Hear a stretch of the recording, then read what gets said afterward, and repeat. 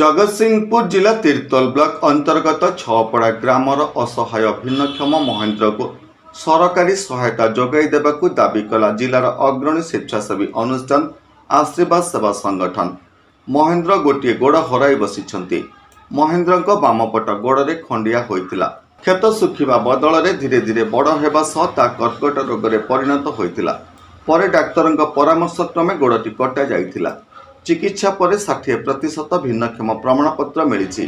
एबे अति दयनीय अवस्था जीवन बिताउछंती महेंद्र। निज पेट पोषिया असमर्थ।